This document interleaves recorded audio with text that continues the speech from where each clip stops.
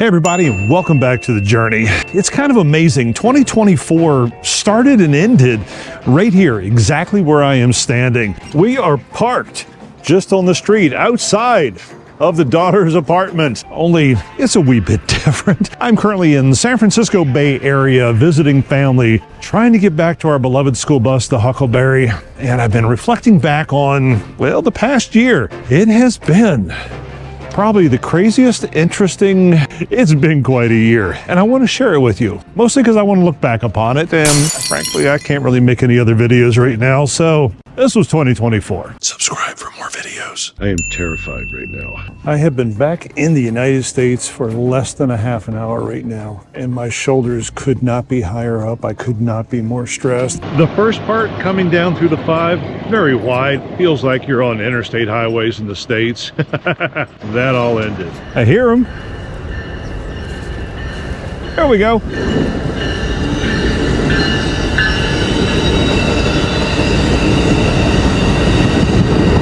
Now, one big difference, by the way, you think this is loud? We parked here every other time we've ever been here. This is where we put the Huckleberry because this is where the family lives. We can't do it this year. We wanted to go back to our bus and bring it here and stay, but they turned it into a bike lane. So nope, no Huckleberry right now. By the way, my name is Rick. In case you haven't met me before, I do unconventional nomadic living. Sometimes we live in a school bus called the Huckleberry. It's our home. We love it. Sometimes we do slow travel, which was the majority of this year. We'll get into that in a second. It was actually almost 7 months of slow travel. We're trying to get back to our school bus at the Huckleberry, which is about 80 miles in some direction. I don't know where I'm facing, and we don't know what awaits us there. So that's kind of part of what the new year is going to bring. We'll talk about that near the end, because this is all about, what the hell is that? This is all about 2024. Oh, some poor kid lost her little toy. Oh yeah, and if you also haven't met me yet, I have a wee bit of ADHD.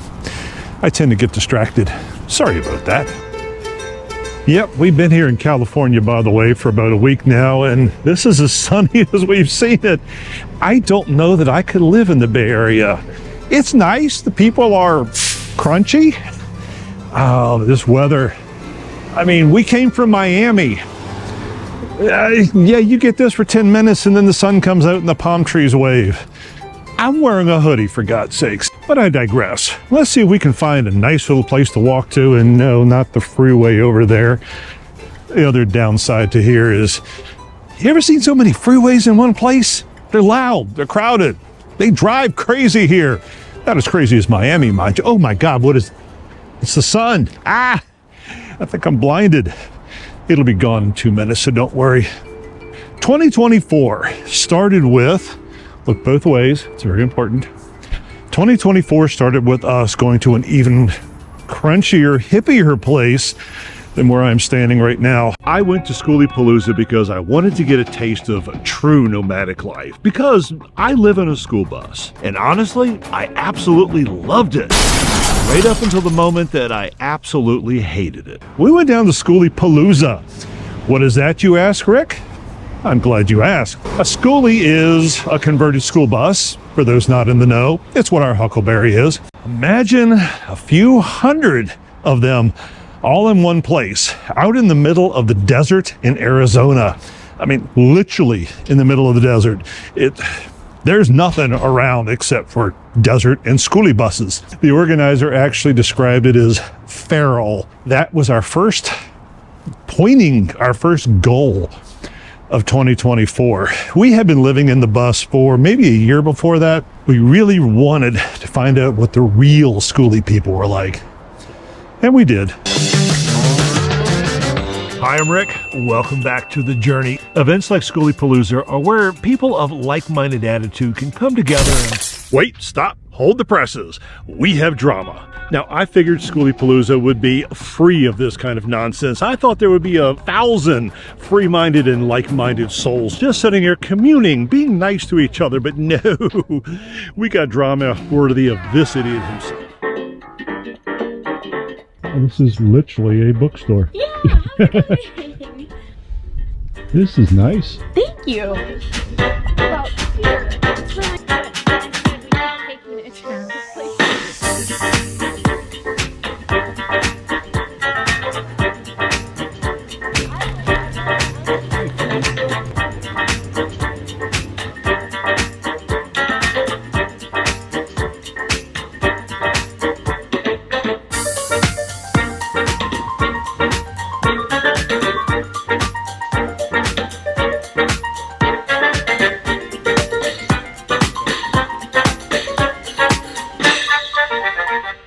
Now, while we were away at Schoolypalooza, we learned several...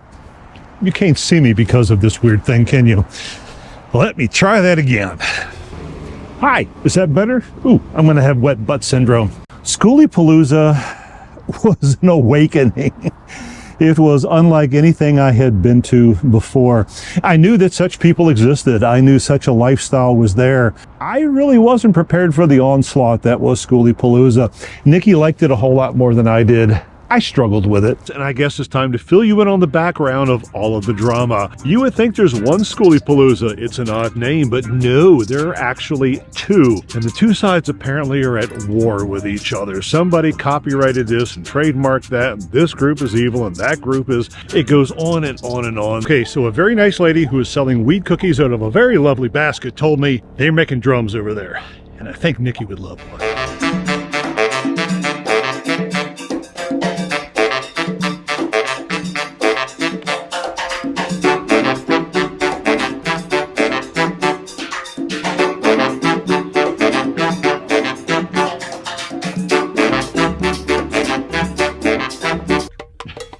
I'd like a string. Wait, did I just sit on the bread? Jesus. You just... I sat on the bread. What's this? Finally answer the question to this video. What did 1,000 people teach me?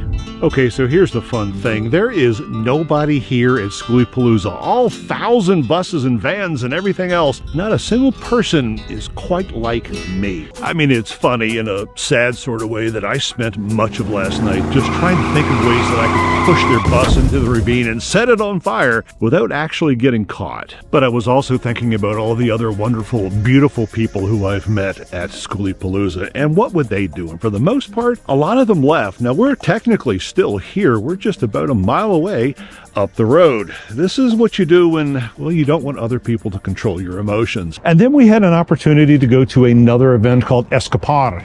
It was at the bottom of Baja California. Yes, down in Mexico. 2 butts enter, 1 butt leaves. And there is a prize for the final butt standing. So with Schoolypalooza ringing in my head, we made a long, long drive all the way down to the very tip of Baja. I'm gonna let the previous me tell you what that was like. Then we get to this part. Actually, compared to some of the roads we've been on, this is like an interstate highway.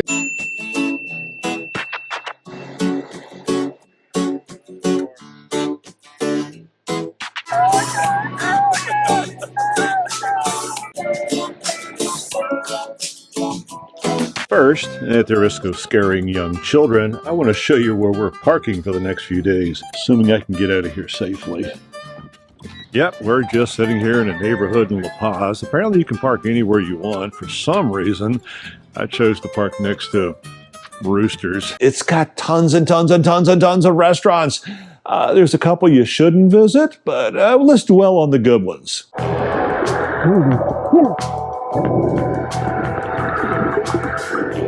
Yep, we are out here in the Sierra Cortez looking for whale sharks. So far, all we've seen is whales. Still kind of cool. Oh! We're halfway there. Now all we need is the shark. It's a nice little park. Anyway, Baja. Baja surprised me. Maybe it was because it was so simple to live down there, so easy, and the people at Escapar were very different than the people of Schoolypalooza, but I think I got over my shock and awe of seeing what life is really like on the other side of a school bus. And we just started loving it, started enjoying the life, and in fact, we stayed down in Baja for 4 months. Yes, 4 months. We just decided to stay. We kept saying, well, when are we going to leave? I don't know. Let's just go to that beach and hang out there for a little while longer. It just became this ongoing, we found home. Every week we would move the bus to a different place and hang out there for a week. Lather, rinse, repeat. It became an incredible, relaxing, perfect lifestyle. One I really want to go back and do. One, unfortunately, as I'll explain later, we can't do this year. And I'm seriously bummed about not being able to go back to Escapar and not being able to go back to Baja. Well, I don't want to get into it now. It's kind of a painful discussion. So anyway, all right, safety third again. Nope, nobody coming. Kind of like this neighborhood. It's a Saturday. Nobody's here. I don't know where they are. So yeah, we spent a whole lot of time down in Baja. And then we had a bright idea. I mean, literally, it came out of nowhere. It was, hey, you want to go hike across 2 countries in Europe? Hey, baby, where do you want to go? No idea. Where do you want to go? Think you maybe walk somewhere? Spain? Portugal? That's a good place to go. Okay, I'll race you to see who can get the cheapest airfare. Hour into day 4. This has not been a very auspicious start. That is Spanish sausage to hell. Oh, Tomatoes look so good. Pimientos de Padron. One of my absolute favorites. Oh, hot. Day in the life of a pilgrim. Here's what normally happens about now. You get to your albergue. I can't believe we walked here. There it is. We freaking made it. I just walked 200 freaking miles. Should I do the Mary Tyler Moore thing? Spin around and... That's exactly what we decided to do. It was the Camino de Santiago. We decided to put the bus in storage, go get some gear, and fly our way to Porto, Portugal. Actually, we started in a different place of Portugal. We actually spent a week pretending like we were training for this thing. It's a 200-mile walk from Portugal to the northern part of Spain. We just did it on a whim. And yeah, took us a month. Here's some highlights. Am I the only person who sees this and thinks trapdoor? We are currently hiking the Camino de Santiago, and by the time you hear these words, we will have finished. Oh, thank God. They have a beer machine. Basically, in a nutshell, it is a pilgrimage, a hike. For us, it was 200 miles from Porto, Portugal, all the way to Santiago, Spain.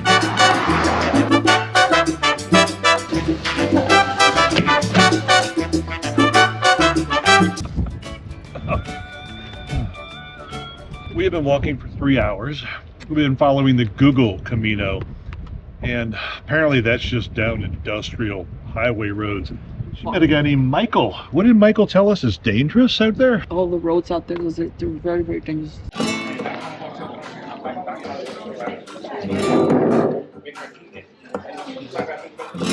Hola.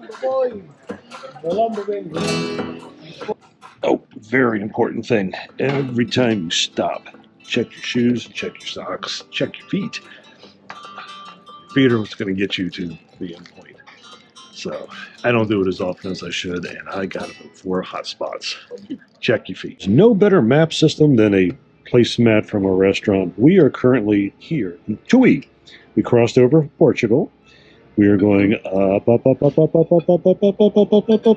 the way to Santiago de Compostela, the giant cathedral. And that's the end of our walk. So, yeah, we hiked. We hiked and we hiked and we hiked and we hiked. It was equal parts hell. It was hard on the relationship. It was hard on me personally. But it was also had such moments of intense pleasure and introspection. I would do it again. Well, here. I don't want to go on the negative. I don't want to dwell on all the things that aren't here. I'm here. I'm freaking here in the middle of the square in Santiago. My little feet carried me all the way here from Portugal, and I don't know. I honestly don't know what I'm feeling. I'm feeling everything. I'm feeling cold. I'm feeling wet. I'm feeling really freaking accomplished. I mean, thank you, feet. Thank you for bringing me here. Nah, you're bigger. Congratulations. Congratulations. Buen camino.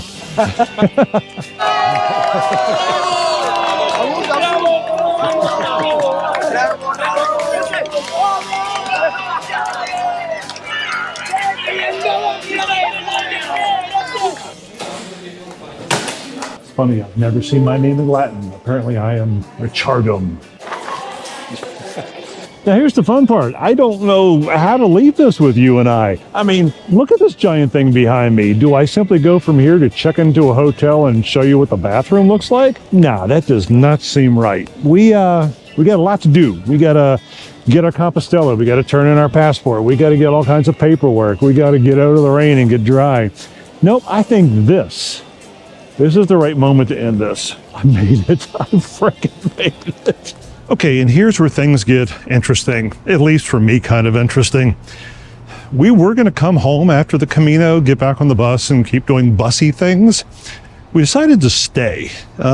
This is not a political channel, but I can honestly tell you, we did not want to be in the United States at any point during the election process or any of the months leading up to it. And so we decided to stay. Hang on, somebody's calling me. Let's find out who it is. It is spam. What a surprise. Hate spam calls. Anyway, we decided to stay overseas. We are allowed 3 months in the Schengen zone, which is a whole loose collection of countries over in Europe. And by the time we worked that out and used up all of our time, we decided to stay a little bit longer. Tonight, we are staying in a capsule hostel. Say that 3 times fast. It's the weirdest thing you've ever seen, and it's right out of Star Trek. Apparently, this is a present. It's Kool-Aid. Oh, thank you.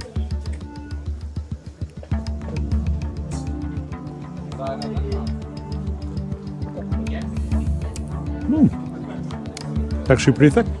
Not too bad. Now Nicky has to buy a purse because he gave us juice. So yeah, this is the 5th new place that we have been to in a row. We tried going to 5 new places in a row. Oh good, we have beer coming. Ooh. Now just try to picture that. Imagine you went from the comforts of home to a different city, a different culture. Do it 5 times in a row. We're struggling right now. So we headed off to Eastern Europe. Then we decided to head to Turkey. We were just going to spend as much time as possible away from here, away from the States.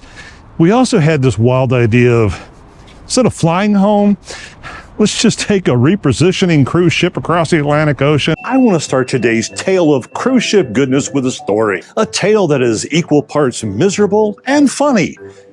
Actually, it's kind of more miserable. So I was sitting right here the other day when a passenger came up to me and went, YouTube. And I'm looking around going, what the hell is he talking about? Because I saw your latest video. Literally a room of ice. Oh, and did I mention I'm barefoot? 18 glorious days of, well, this is day 3, and I got to tell you, if I got to put up with 15 more of these, then you got to put up with 15 more of these. Now, if you happen to have seen that video, you would have known that, well, I was rather unhappy with this cruise, and he leaned in and went, so, are you okay? So yes, Nick, thank you so much for your caring and your concern. It actually means a lot to me.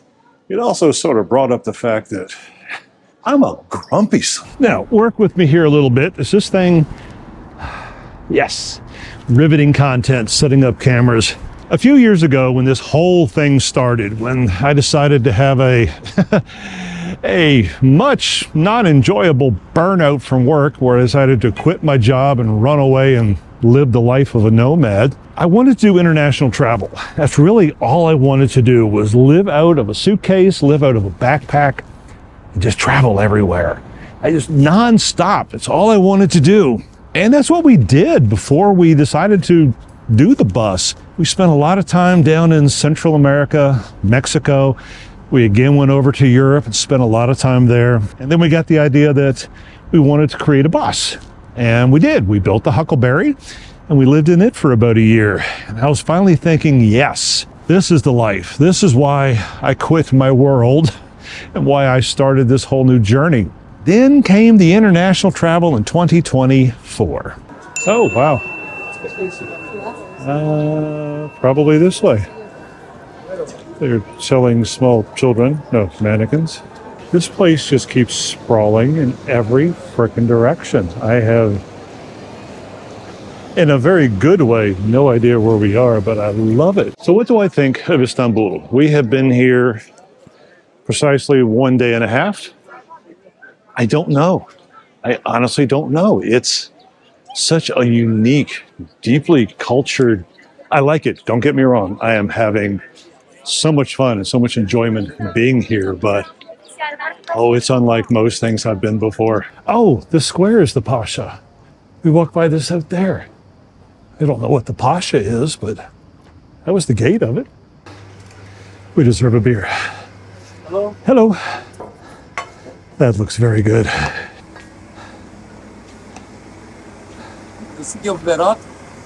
All right, that was a nice kid. Sort of gave me an abbreviated version of how many thousands of years old this town is.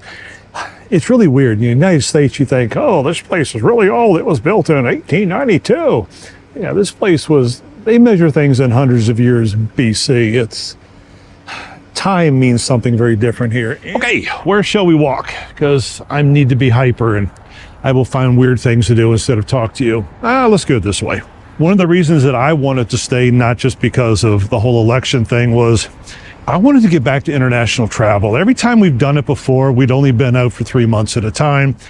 It was perfect. It was lovely. Well, I knew this time we were going to be out longer, 6 or 7 months. And I was thinking, yes, I'm getting back to what I wanted. You see, Nikki was the one that wanted the school bus primarily, and I wanted the international travel.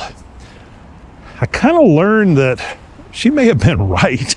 Don't get me wrong. I love travel. I mean, we went to Portugal, Spain, I'm gonna get this all wrong, Greece, Hungary, Albania, Croatia, Montenegro, and Turkey. I probably missed one of them. We went to a lot of places. And also, when you're hiking the Camino de Santiago, every single night, you are in a different bed. You are somewhere new.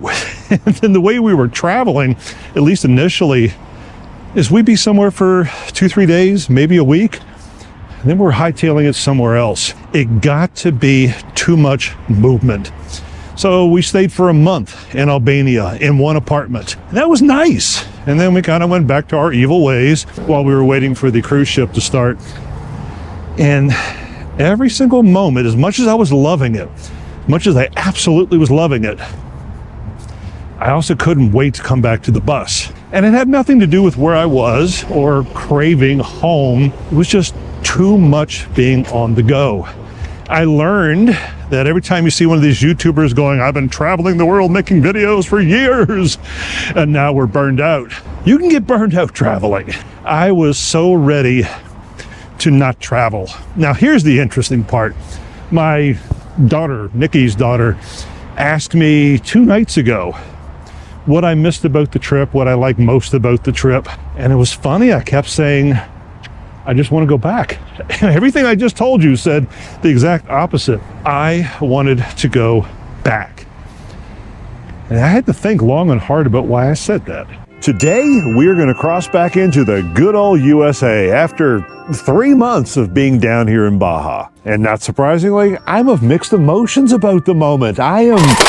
No, that's a complete lie. I have no mixed emotions. I don't want to go back. Things aren't working. Stress levels are soaring through the roof. Just trying to get over the border, even trying to find the border. And as the minutes went on, my head was gone. As you saw a little earlier, it kind of stayed gone. I jokingly said it was going to be culture shock, but I wasn't ready for this. So when last we left our Mexican hero, he was in a rather bad place. Perhaps you noticed. So to soothe himself, he went off to this fine dining restaurant called Pizza Hut, where not only did he not get a beer because apparently they don't serve them. I know, no beer at Pizza Hut? What the hell happened to America while I was gone? Okay, I don't know where I am. Some kind of parking lot, which is really strange because they don't like parking in California. They like bicycles and walking. But I guess you got to put cars somewhere. Anyway, where was I? Blah, blah, blah, blah, blah, blah. Oh yeah, why I said I wanted to go back. I don't really like being in the States, and not because I'm an America First hater or anything. It's because this is what I'm used to. What I realized was that my biggest joy of being overseas was having the most common of things be uncommon. That probably needs a little bit of explanation. If you go into a 7-Eleven anywhere in the United States, it's simple. You walk in, you get your stuff, you pay for it, you leave, done. You go into a market, say, Hungary. Hi, train. Well, you don't speak the language. You've never been in that market before. You don't know anything. You don't know how to pay for it. You don't know if the prices are correct. You don't know where things are, what they have, or even how you're supposed to pay because, yes, cashiers in other countries work differently. You got to think. You got to try to dig up even the most simple of, oh, hey, thank you, in whatever language, in whatever country you're in, trying to get it right. How can you be out of breath just walking around flat ground? To me, it's those moments of doing common things in an uncommon way that are just exciting. I miss that. I miss seeing new things constantly that I'm not accustomed to seeing. Yes, it can be overwhelming, very much so, which is why I enjoyed the apartment. You know, when we stepped somewhere for a month, you know, you're kind of used to the couch and the walls and all. You go out constantly, but you have a sort of a safe home base to come back to. And that, I think, my friends, is why I like bus life so much, is you can take the bus to those places where things are different, where things are unusual, and you go right back to where it's comfortable. It's your suburban house on wheels with a different backyard every couple of days.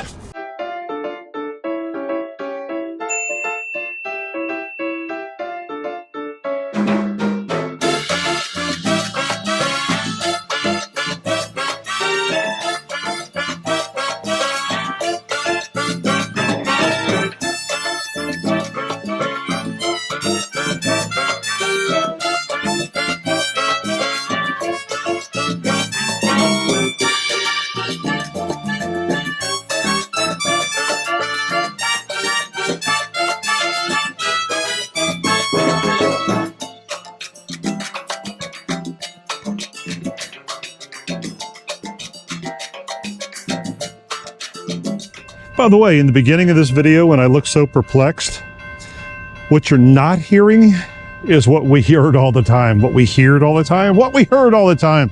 When we parked on that street, trains go by here about every 10-15 minutes.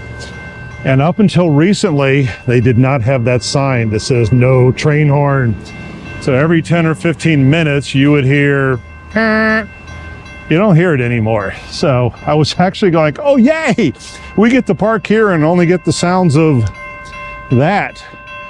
But no, we can't park anymore. So no train horns, no train bells, no parking in our beloved bus. Anyway, that's why I was looking very perplexed. I'm going to try to find a little spot over here when this noise stops and tell you about the second question that was asked of me that I hate to answer. And apparently it is safe to go.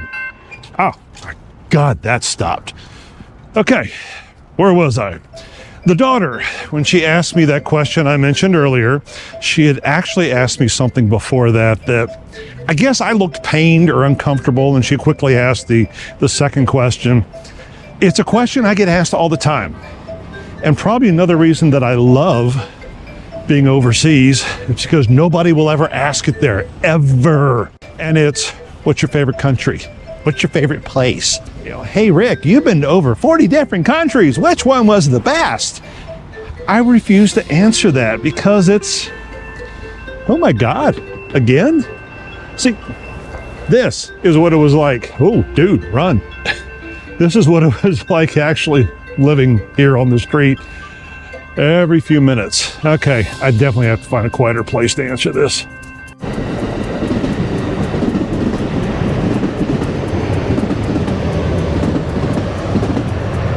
Okie dokie. Here's the fun part. I have no idea where I am. getting back home is going to be interesting. Anyway, the fact that nobody will ask you that question in Europe is because it seems to be a very American central thing to think that everything is a competition, that everything has to have a clear winner. You cannot have a wonderful experience unless it actually beats something else. Well, that's not the case. Once you get out and you're traveling and you're moving around, there is no favorite place. There is no best place. There's just a myriad, a pile, a giant, heaping, gargantuan amount of wonderful experiences. And some really shitty ones too, don't get me wrong. No, there is no favorite. There's just, oh, here's a bunch of good ones and some bad ones. And I'll figure out what the hell else I want to tell you about afterward. Here's the fun part. There's not a sound. There's absolutely not a sound. I don't even hear the cars way down the road. Not that there are many going by. I can hear bees. I can hear wind. There's some people several hundred yards behind me. I can hear their footfalls. That's it. We need to find, oh look, an entire section of gin and tonics.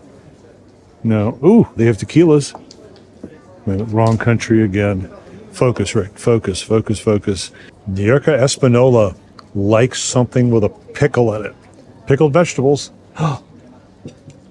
You know, I think this is one of the 7 signs of the apocalypse. She is actually eating pickles. Oh my goodness, this is incredible. It's almost worth the whole passing out thing. I swear this looks like something out of Disney, but it's absolutely real. So we got back from all of that international travel, the second week of November. Like I say, we were on the ocean on that cruise ship as they were announcing the winners of said election. So we've spent, half of November, all of December here in the States. And as much as I love visiting family, and for all of you who are watching, I do love you. I'm glad I was able to see some of you. I wish I was able to see more. This has probably been the worst month and a half of my life. I got to explain that without hurting anybody's feelings, because it has nothing to do with people. It has everything to do with just missing everything that I had before. And yay, look, San Francisco is spitting rain on me. So if you see little drops of water on the lens, welcome to the weather here in the Bay Area. It is seriously psychotic. Okay, what was I missing? Well, everything I've told you about. The experiences, the newness. I want to get back to my schoolie. I want to get back to the Huckleberry, even though I am absolutely terrified of what I'm going to find. It's been sitting in storage for 7 months, unloved, unstarted, everything. I don't know what awaits there. Has it been vandalized? Is it filled with rodents? Is it going to start? I don't know, but I miss that life tremendously. I miss being able to film it and sharing it with you. I miss seeing something new every day.